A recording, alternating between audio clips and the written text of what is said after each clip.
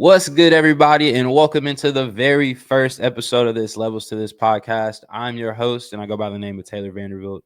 Man, I'm super excited for you guys to be here. So I want to thank each and every one of you for coming in here to watch me rant and ramble about my favorite thing in the world, and that is sports. Before we get rolling, man, I want to make sure that you guys are following us on all platforms. So we are at Levels Picks on all platforms. And of course, if you want to dive into the conversation more, you want to get more of those picks and plays from Coach Jay Vandy and the rest of the crew, please, by all means, hop in the Discord, man. The link is in the description, but you can also find it on all of our Twitter accounts, on the Levels Picks account. You never know. There might be a discount there as well. Who knows? So yeah, man. But before we get into the sports talk, I want to kind of lay out the logistics of how this show is going to work. This show is going to be 2 episodes a week. We're looking at Monday and Thursday. Mondays are going to be recapping kind of the weekend, what's happened, with a little bit of look forward into the week ahead. Thursdays, like today, it's going to be all about looking ahead. So we're looking at the weekend, the matchups, the storylines, and all kind of the things that I have circled for the weekend ahead. And then also I want to make one thing clear as well. This isn't a pick show. It's a sports talk show first. So obviously, you know, that's what Level Sports Picks is known for. So we'll mix it in when it makes sense. But at this show, at the heart of it is just going to be talking ball. So like I said, I'm very excited to be bringing you this content. And I hope it's something that you find fun, interesting. You add to your, I'm sure, very lengthy podcast repertoire, if you will. So, all right, man, let's get into today's show. So this is what we're talking about today. Level 1. We're going to talk about the biggest sports stories that I think are interesting right now. Level 2, we're going to talk about NFL Week 3 and the matchups that I'm really tuned in on. And level 3, we're going to talk about college football Week 4 and why I think this slate might be one of the best that we've had so far and could be one of the best that we see all season. So without further ado, man, let's get into level 1.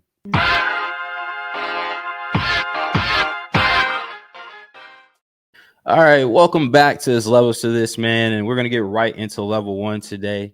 As I said in the intro, this is going to be where I talk about some of my favorite sports stories from the week. I feel like we had a good amount to choose from. I feel like there was a lot going on within the world of sports, but there are 3 that really stood out to me. The first one I want to talk about is Tom Brady and the flag football tournament classic, whatever you want to call it, that he's going to play in next spring.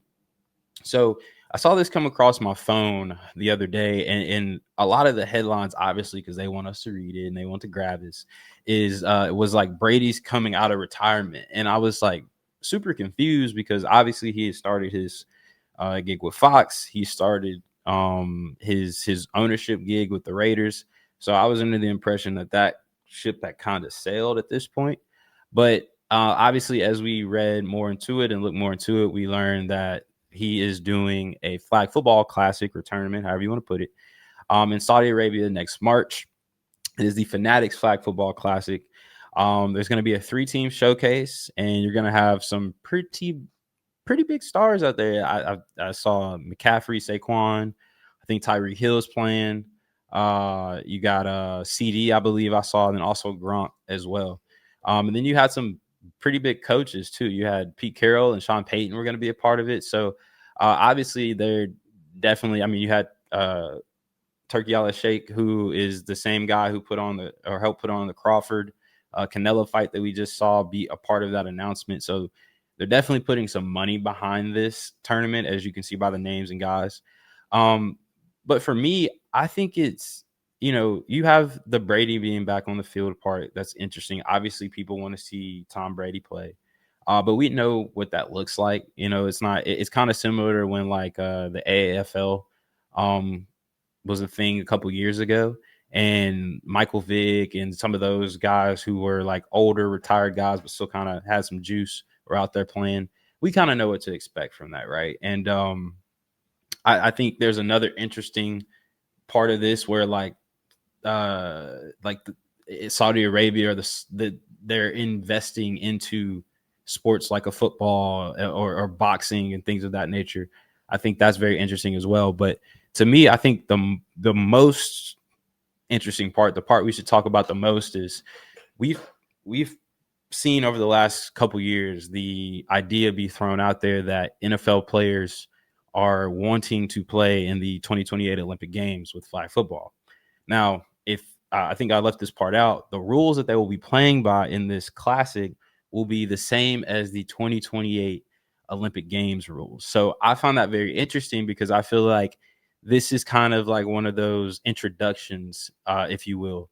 They're kind of like testing the water. They were like, let's throw our players out there, get them acclimated to this climate, the rules and all these things to see if they really have what it takes, if you will, which obviously a lot of us think elite players playing football, once they kind of learn the intricacies of the rules, that they'll be really good at it. So I think that's, to me, that's the most interesting part. And the part I'm excited to kind of see is, is these guys in this showcase, these NFL players, um, if they're going to try to use this and the NFL themselves as a springboard. Obviously, we saw the NFL commercial that they had talking about NFL flag and trying to promote that.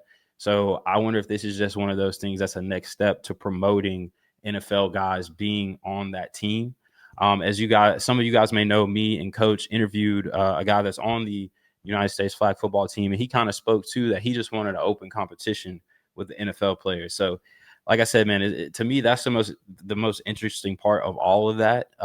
Like I said, I feel like it's a situation where they're kind of trying to test the waters. So yeah, I'm excited to see where that storyline goes as we continue to get closer and closer to the Olympic Games and flag football within the Olympics and how they continue to do that. The next story I kind of want to hit on, man, is a funny one, a fun one, especially after what happened this past weekend, man. If you guys didn't see, Bud Crawford obviously beat Canelo Alvarez in their much anticipated fight over the weekend in Las Vegas. It was a fun fight. Obviously, it went to decision, but Bud did his thing. Canelo did his thing as well, but I just think it was one of those situations where one guy just had it, and there was nothing the other guy could do to really beat him. But in the aftermath of that, obviously, fighters and all, my chair keeps coming up and down. Fighters always try to take advantage of another fighter's moment in order to kind of get their name or get themselves in conversations to be the next person on the list to fight. And obviously boxers, you see it all the time. You see it in MMA guys, but we had an interesting one with Ilia Topuria calling out Bud Crawford and Canelo in the same tweet, actually, on Twitter after the fight. And I just thought it was funny, man, because it's like it almost like it speaks to, obviously he's doing his thing in UFC. He's running that division, running his division right now. But it's kind of funny because I don't think Ilya would have a chance at all. In the response that Bud gave him was kind of like, I don't really know who you are, which he said, I'm a big MMA fan, but I don't know who he is, which is hilarious to me because I don't really think you can watch UFC right now or the last like couple years and really not know who he is. but it was, I just love the back and forth part of it. I think it was funny. But once I start to really, once you kind of zoom out and I did this and start to really think about what that, or why he did that and what it would look like, I feel like it's a situation where obviously we know UFC and their fighter pays, it is what it is. And so I think a lot of guys are trying to follow, Bud even said, like, he kind of compared him to Connor, said he's not on his level. And he talked about in the interview with Ariel, he didn't know how much money would he make. Would it be up to the level of Connor? And he was like, well, probably not, because he's not on his level. From a notoriety, from a fame standpoint. And, I agree with that, but I still think that there will always be public interest in a crossover anything. Just think about, like, when we talk about crossover, like TV shows, right? When there's two shows and they kind of merge to have that one little episode, everybody's interested just to see how it works, how it looks, that kind of deal. So I always think there will be interest in this, but I kind of have to agree with Bud in the sense that there's really no point for him to do it. I don't think he gains anything from it. If anything, I think if they did it the other way around, even he would probably lose, but Bud would have more to gain from being in an MMA cage and fighting Ilya than he would being in a boxing ring doing it. So you know, I love the drama. So I just wanted to speak on it a little bit, but I think it's a situation where I don't really see it happening. I know Michael Bisping said it was definitely possible or something like that, but I don't personally see it happening. But I do, like I said, I do love the drama, love the back and forth. And then I love all the little ancillary guys that are popping in and doing little things. Like I will say, is the fight the fight did go late, but I think that all of the stuff that surrounded it, both before and after, kind of made it. So yeah. And then lastly, man, before we hop into level 2, I want to talk about something that is super, super, super cool to me, and that's the NBA announced plans for a European league. This is something, as a guy who's a big basketball fan, my favorite sport, I've always said I thought EuroLeague basketball was really dope. I watched it since I was a kid. Um, you know, I obviously we've started to get great players that have come from the Euros. You know, guys like Luka, guys like Jokic, Giannis. So I've always said, man, I think it would be cool if the NBA put some money behind some of those bigger teams that are out there in Europe and kind of made that a league in its own. Because I think we would get more of those Giannis's and Franz and people like that, and they don't have to come over here to play in the NBA. They can stay in Europe, and I feel like there's so much potential for a league like that. So obviously, Adam Silver confirmed it, that both the NBA and FIBA are working together to try to do it. I believe it's either the 27-28 season or 28 season. I forget how you worded that.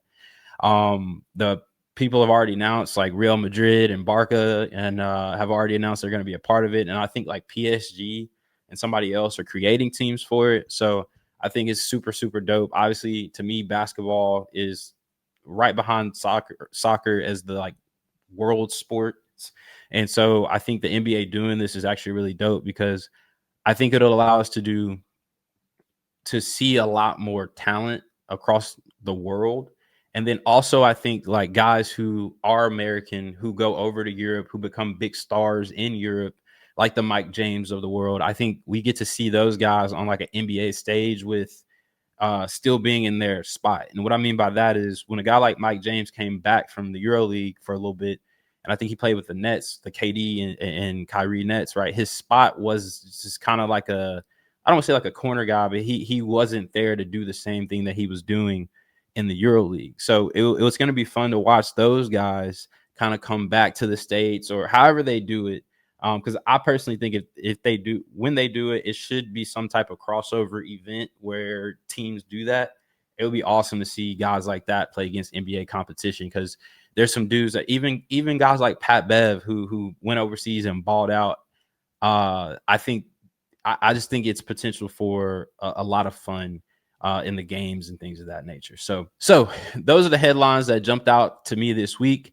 So without further ado, man, let's hop into level 2. Here we go.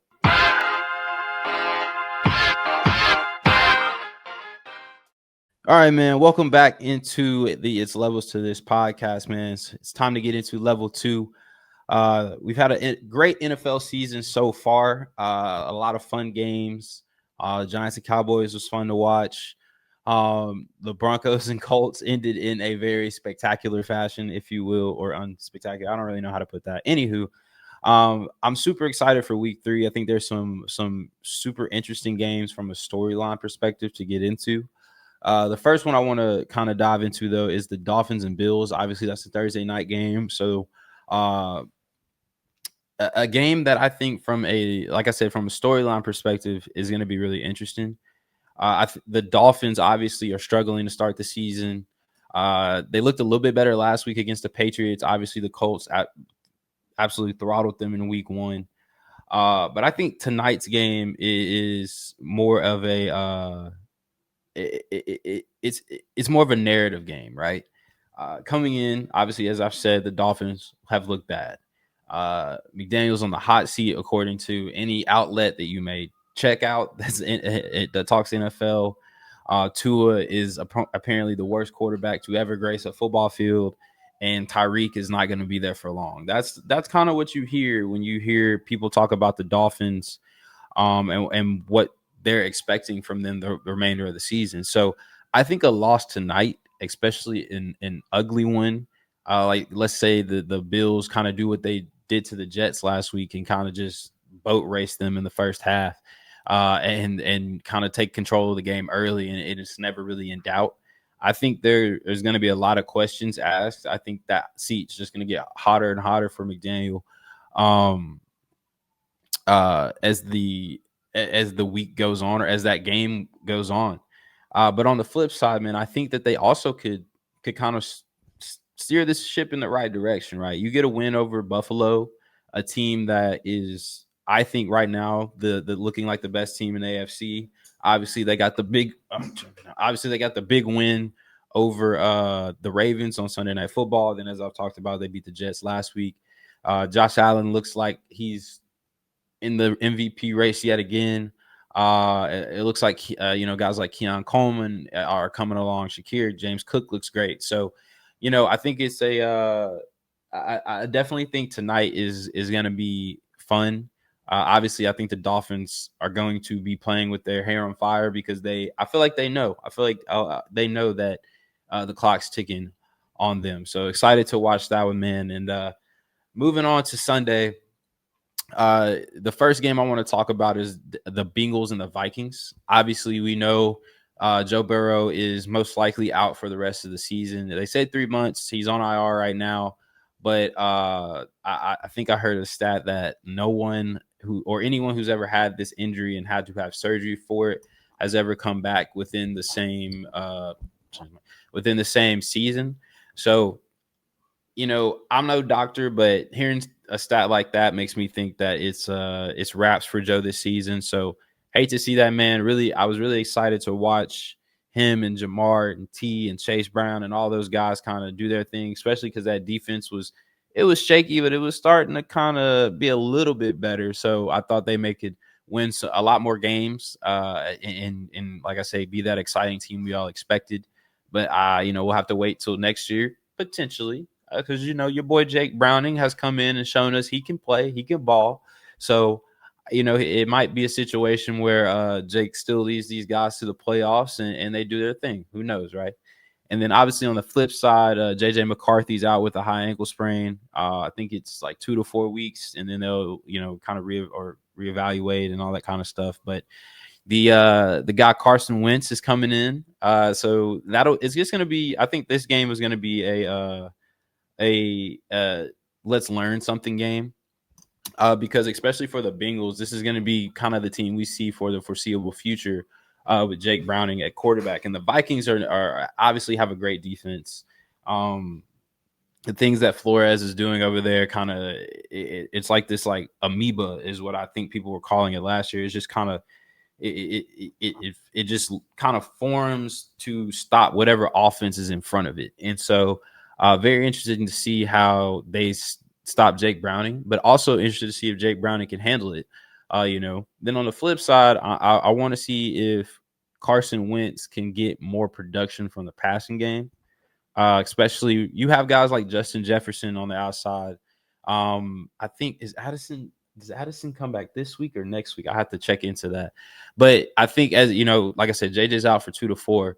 As he gets Addison back, and guys like Thielen, to me, as I've watched both Vikings games, I think guys have been open. McCarthy either wasn't confident enough to hit those guys, or on the flip, McConnell wanted to kind of take it out of his hand and kind of told him to be more safe. Like in the first game against the Bears, I think in the first quarter, he only threw one pass maybe. And I know they called some passes. He got sacked and he had to run a little bit, but I feel like they were kind of telling him to be a little bit safer with the ball, and that's where that came from. So excited to kind of watch that matchup and how it plays out. And like I said, I'm interested to see if Carson can get some more production out of Jettas and the guys around him, Hawkinson, and things like that. And obviously Aaron Jones, excuse me, is on IR as well. So Jordan Mason is going to lead that backfield. And I honestly think it's Jordan Mason's job now. I think when Aaron Jones comes back, even that Jordan Mason is going to continue to start because he's been very productive to start the season. So I think that's what we'll see, a little change into the guard in the backfield there. So And moving on to what I think is going to be the game of the week this week, and that is the Rams at the Eagles. Obviously, this is a rematch of a playoff game that happened last year. The Eagles offense is not looking so hot right now. They're not really super explosive, but they're getting the job done. Jalen has not really been great down the field this season. And it's he's kind of leaning into the reasons I personally think he's a really, really good quarterback, a solid quarterback, but he's not in that Lamar, Josh Allen tier yet. We've seen big performances from him, but I think kind of what we're seeing this year and, what teams are essentially taking away. Because to me, I don't feel like his receivers aren't open. I feel like he has an embarrassment of riches around him. So I feel like he may just be struggling, in the pass game. And it happens, and I think this is, the Chiefs. I don't think that let me backtrack.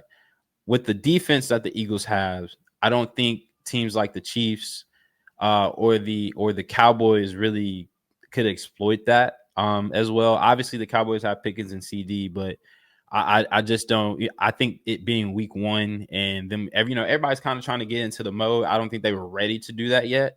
But I think this week could be the first week where we see that Eagles defense really challenged. I think last week against the Chiefs, you don't really have a true one guy out there for Kansas City, right? Even if Worthy was there or she was there, it would be helpful. But I still don't think either of those guys are like a top one receiver, if you will. So I didn't see it going any differently than it did. But this week, I think you have two guys in Puka and Devontae who can really make the defense. You can't double. You can't double. Obviously, Kyron's in the backfield, so that adds another layer to that.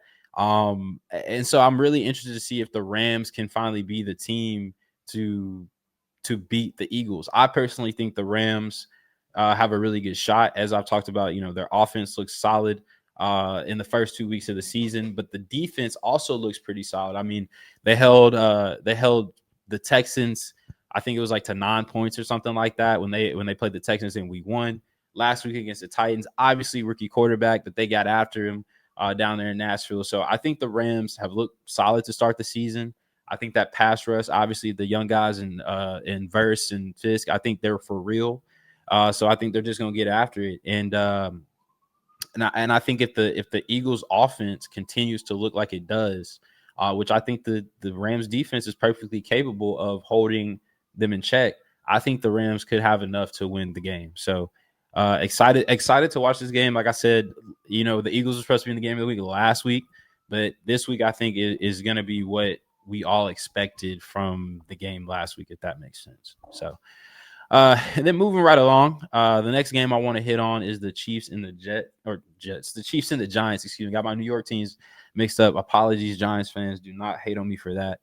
Obviously, the Chiefs are 0-2. The offense did not look great, as I kind of spoke to against the Eagles. Everybody is kind of thinking this is the get right spot for them. Come back in this week. Obviously, Worthy's coming back, I believe, for week 3. So to me, I don't think this is like a true get right spot, like in the sense of we're just going to expect them to walk in and just kind of do their thing. To me, after what I saw last week and what Russ did against the Cowboys, obviously the Chiefs defense is a little bit better. Don't get me wrong.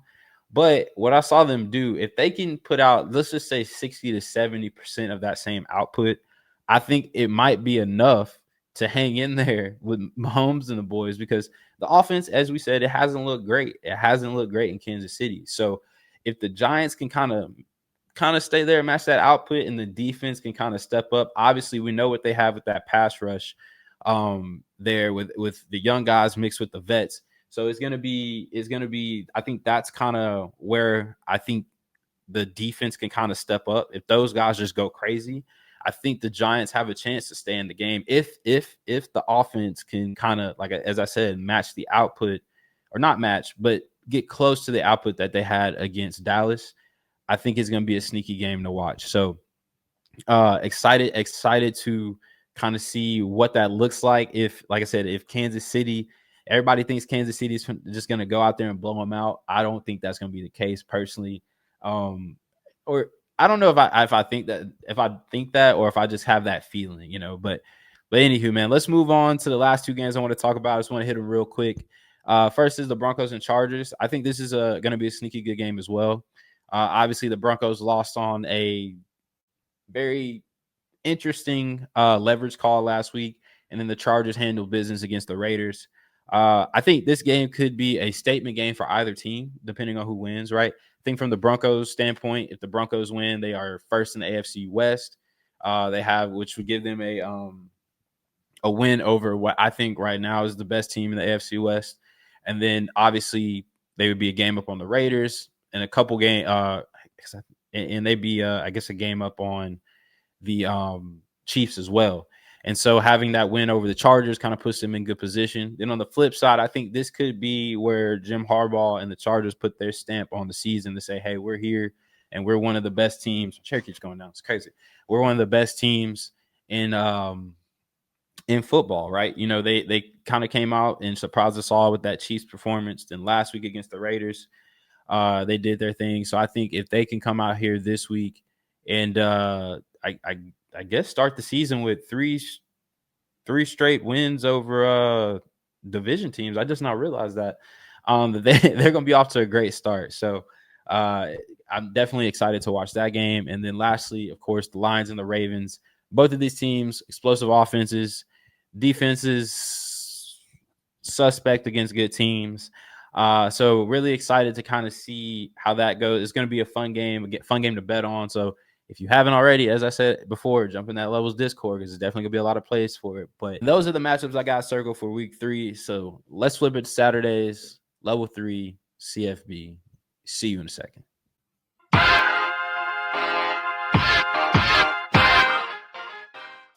What's good, y'all, and welcome back to the It's Levels to This podcast. As I said before we went to break, we're going to hop into level 3 where we talk a little college football. So far this season has been a fun one to me. I think it's been a lot of surprise. You had a lot of teams that, we thought were going to be great, a lot of players that we thought were going to be great that kind of haven't lived up to the hype.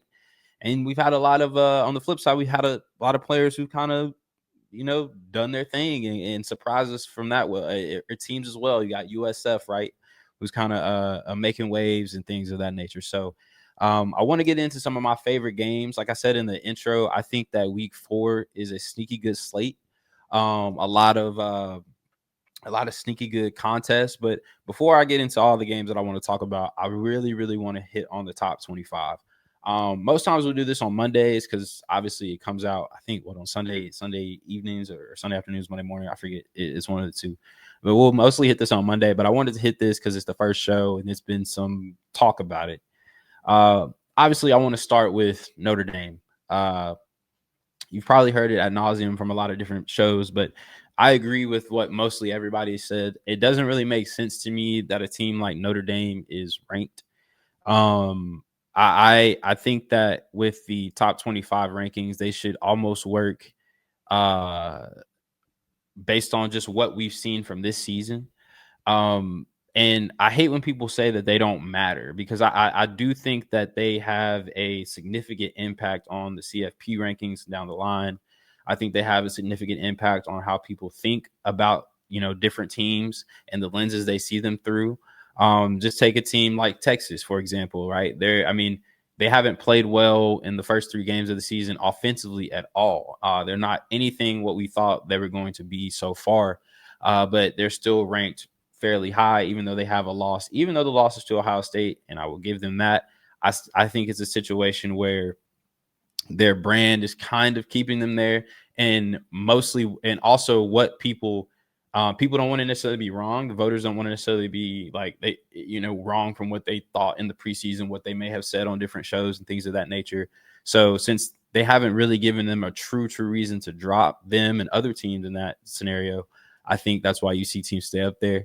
In Notre Dame's case, I feel like the I don't want to be wrong is what a lot of people are thinking. They're like they're 0-2, but the 2 losses are to Miami and Texas A&M, who are both top 10 teams now.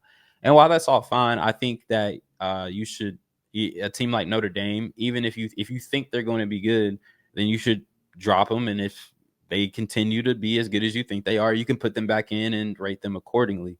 But you have teams on the outside like Mississippi State, who has a big win against the Arizona State team at home, right? A team like BYU, who's been handling their business every single week this season. Even a team like USF, who, I mean, they beat Boise State, they beat they beat Florida, but obviously Miami did what they did. But I don't think, if you compare their 2-1 to Notre Dame's 0-2, obviously I'm not saying that Florida and Boise State are of the caliber of Texas A&M and Miami, but they both have they both have a common loss in Miami, and they also have, but USF has 2 really, really solid wins over a Boise State team that's probably going to be in contention for the Mountain West Championship, probably win it. And then you also have a Florida team where, no matter what you think about them in terms of how they look right now, they are a talented team.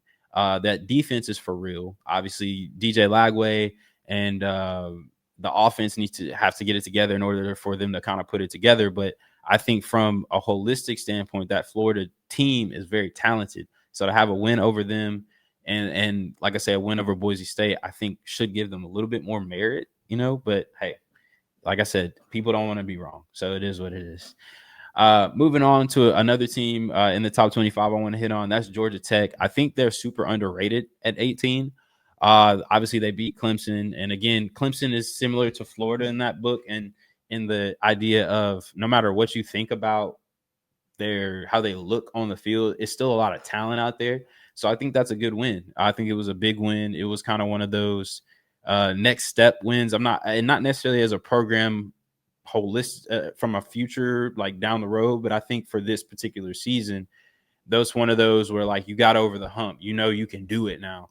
And I think what Haynes King showed, the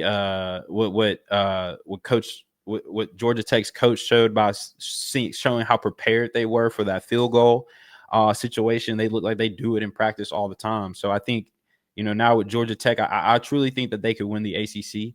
Florida State obviously looks amazing, but I think that Georgia Tech really has an opportunity to do something special. Their schedule for the rest of the season isn't super, super tough. So I'm really excited to see where they go. I personally think they should be a little bit higher. I mean, you went on the road and got a win at Colorado. You came home and you beat, the team that's supposed to be the top dog in your conference, and you just handle business. So excited to see what Georgia Tech does for the rest of the season. And then I want to give a big, big shout out to the Doors. Shout out to the Vandy Commodores. Obviously, they steamrolled South Carolina, beat the brakes off of Virginia Tech in the second half. I think this week they have Georgia State coming up. So should hopefully take care of business there. And the following week, leading into the Alabama game, I think it would be super, super dope to see them go undefeated or be undefeated going into the Alabama game.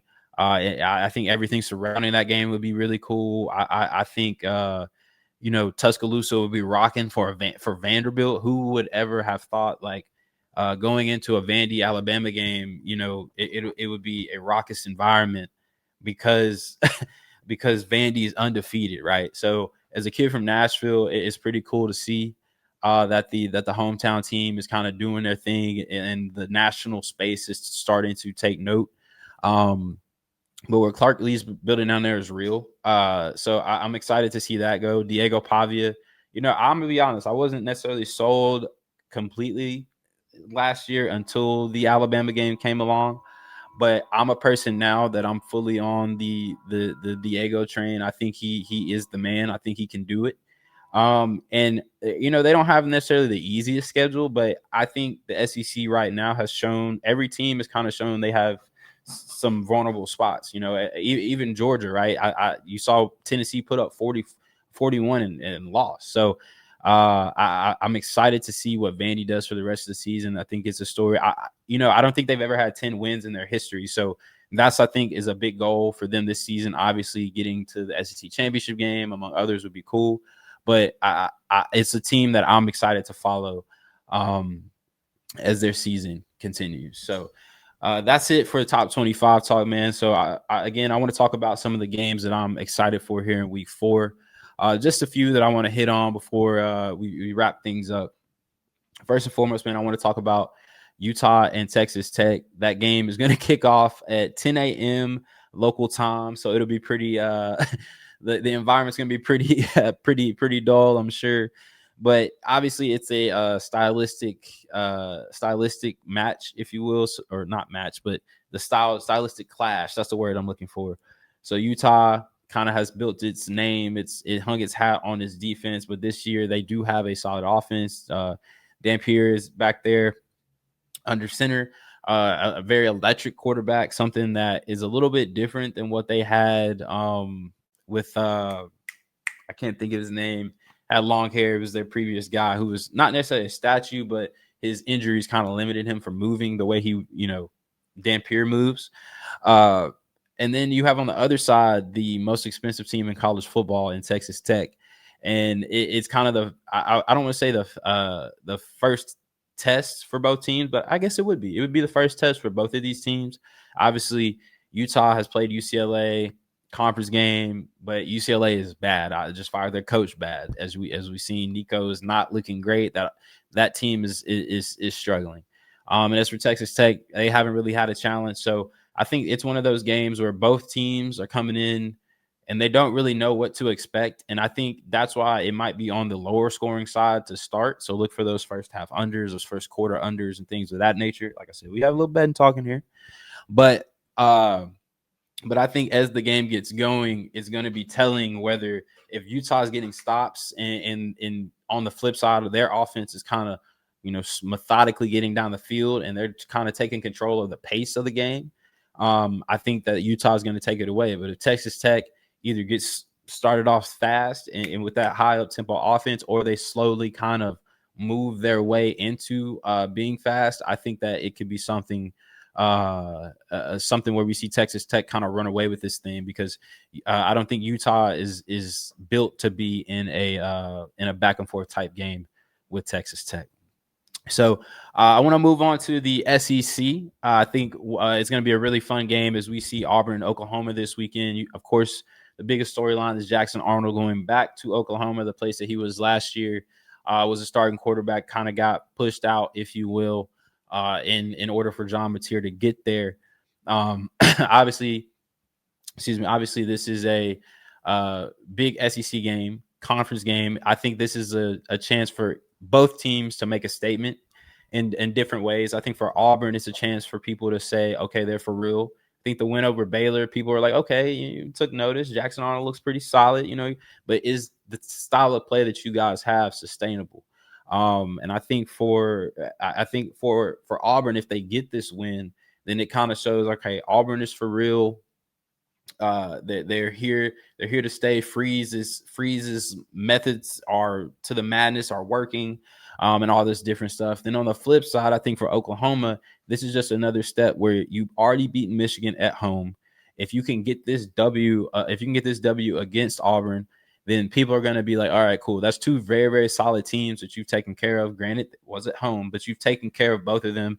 And if John Mateer continues to look good, I think he continues to lead for the Heisman race. So, like I said, very, very big game within the SEC. I think it's going to be a wild one, but I think either team, whoever wins, is going to be making a statement to the nation with their play. So, moving on to what I think is going to be another fun one in the Big Ten, and that's Michigan at Nebraska.